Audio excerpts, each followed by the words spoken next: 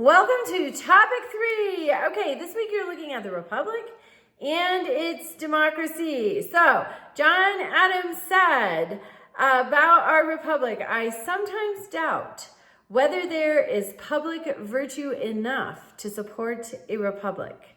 So, be thinking of that as you go through this week. So, your first discussion response is due Wednesday, and you're looking at the Federalists versus the Anti-Federalists. Pick a side. So the Anti-Federalists, you're in good company. The author and arranger of the Declaration of Independence, Thomas Jefferson, is an Anti-Federalist.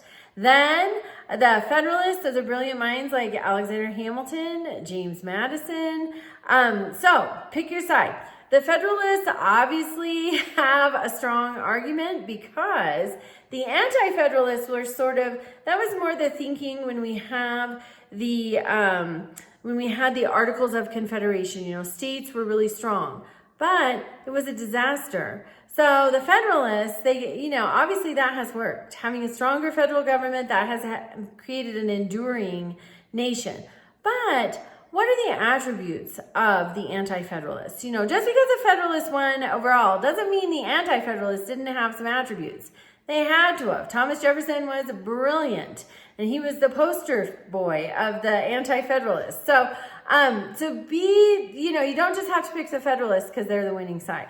There are good points on the Anti-Federalists too. Okay, then discussion question 2, the Civil War amendments. The 13th Amendment ended slavery nationwide. It was necessary because the Emancipation Proclamation only ended it in the rebel states. Sadly, there was slavery going on in some of the northern states too. So we needed to end it nationwide. So the 13th Amendment, that's put into effect almost immediately. The 14th Amendment, the equal protection for everybody, regardless, that was circumvented wildly. The court in Plessy versus Ferguson creates the separate but equal doctrine, which we all know from the beautiful wording in Brown versus Board of Education in the 1950s, that the 1896 Plessy versus Ferguson was not equal. Separate is not equal. So we see the Supreme Court, other governmental actors circumventing the 14th and 15th Amendments. The 15th Amendment does not really become a reality for everybody until the 1965 Voting Rights Act. It's almost 100 years after the 15th Amendment. The 14th Amendment does not become a widespread reality for everybody until 1964, the Civil Rights Act. And that's almost 100 years after the 14th Amendment. So we see sometimes we have a parental view of government. Sometimes we think we are not as smart as them. But we need to study these things. We need to be paying attention to current events because characteristics of these miscarriages of justice can show up in our current events. And if we have been effective students of history, we recognize them. And then we can be writing to our Congress people. We can be voting them out of office if they're not doing it right. We can be voting out our executives out of office if they're not doing it right. We have to be paying attention. Okay. This week, you're looking at the evolution of democracy. We're looking at President Jefferson versus President Jackson. So in 1787, we have the Northwest Ordinance. That's how are we going to organize all of the land to the west.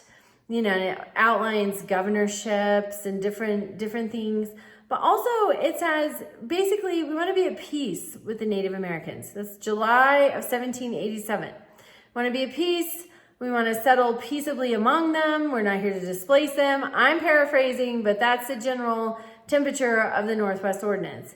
By 1830, with Andrew Jackson and the Indian Removal Act, it's, hey, they're out of here. So the attitude shifted dramatically in really not that long of a time period. So be paying attention to all of these things.